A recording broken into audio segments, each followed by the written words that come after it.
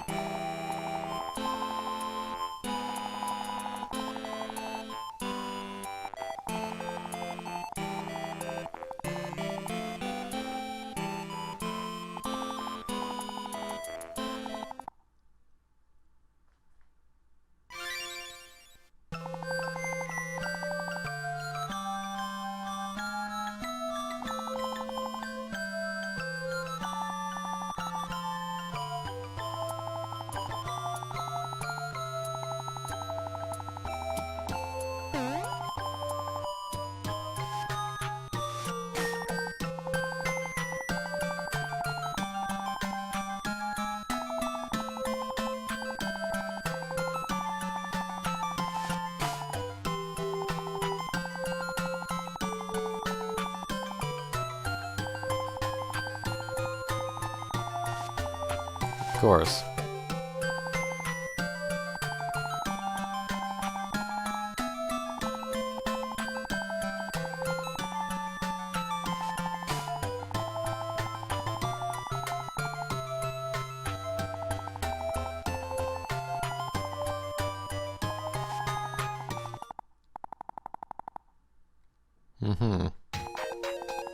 Well, not like you guys didn't get a good job of it. Not that Klonoa wasn't carrying you the entire time.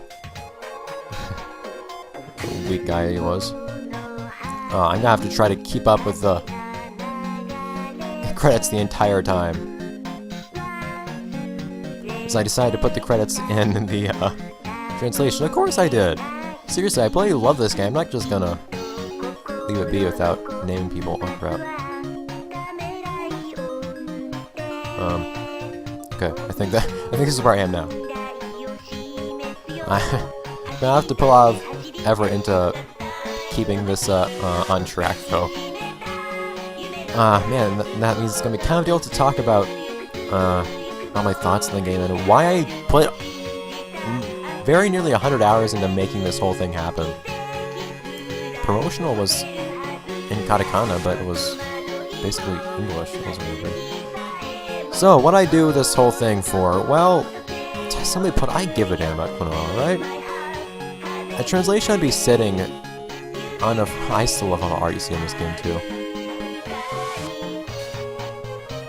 But, a translation of this game I've been sitting for 2 years in a place where most people cannot see it. I decided, hey, let's make something of that, so the translation guide is now on Game FAQs. It was on Game FAQs since before this playthrough started, actually. And I said, hey, let's put in some extra time and effort and actually get a playthrough of this happening. Hello.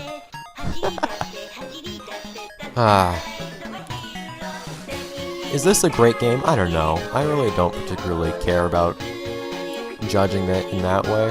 I love it as a Klonoa game. It's something different.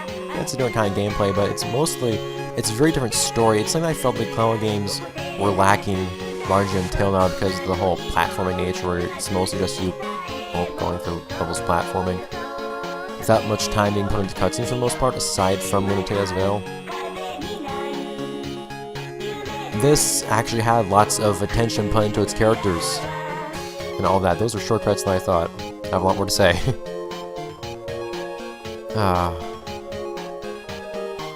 So you got to see characters that had a lot more depth to them. Klonoa himself had more depth. And there was character development. You got to see a little bit of the psyche Klonoa. Of course, it was this particular game's version of Klonoa. Everything's different in every Klonoa game for some reason. No mention of the Dream Traveler in this game. Some dreams in the theme of this game, which is interesting. But make it that way, well, I don't know what to make of how most of the Klonoa games are just, like, taking the same ideas, same characters, same concepts, sometimes introducing a couple new ones, making new things out of that. This game got a lot more grim than other games in the Klonoa series. I think that's part of why this game wasn't released outside of Japan.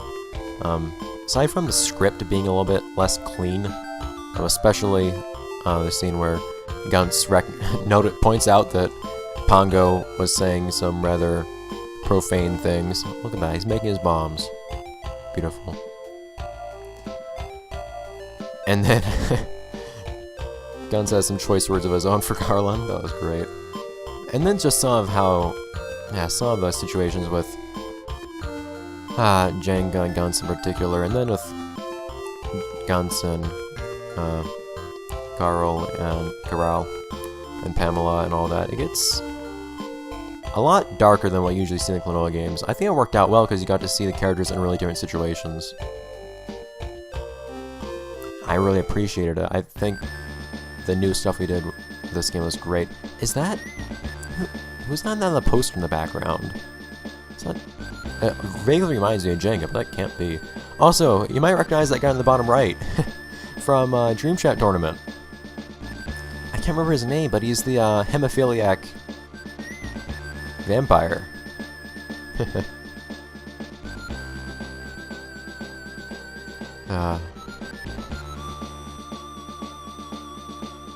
Yeah, I find out that damn Jenga guy. I will say, we had to do... in translating this game, we had to do a little bit of sanitization when it came to translating. The whole profanity thing actually presented something of a challenge, because sometimes profanity just doesn't translate right at all when you do it literally. Like, we had to choose on a case-by-case basis of when to have the character say darn and when to have him say damn. We figured out rules for that and all that. It was quite an experience making the translation of this game happen, being part of that, and working with some people that I'm really happy to have worked with, and playing the game itself. It was really different. I'm really, really happy to know that as of the translation of this guide being translation guide of this game being released, this entire series, the Klonoa series, is entirely accessible to everybody in the Anglosphere. That is, everyone speaks English, which is far from everyone, but it's something which I'm really happy to know is the case. Even things like the little Klonoa manga that very, very few people know about, that has a translation as well. I don't even know where you would find it, but you can find it somewhere, I'm sure. I was able to find it before. And my first thoughts when I saw Klonoa in this game was, this game reminds me a lot of Klonoa from the manga. Just how he's kind of silly and wants to be a hero and all that stuff, and tends to fall a little flat. Eh. Well.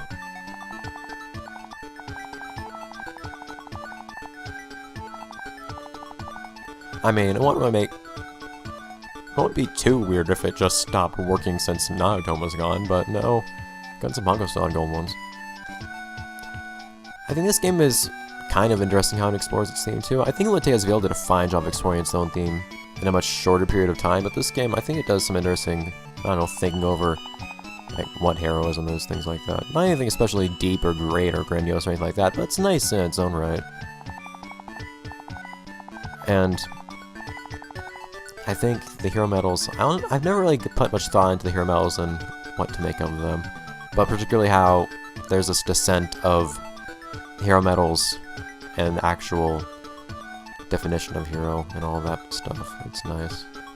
So what do you make of it? Well, that's for each individual to decide, I guess.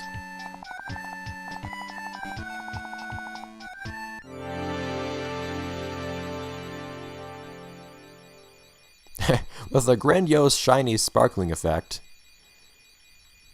it downgraded into its most basic form. Maybe. Maybe you're right, Klonoa.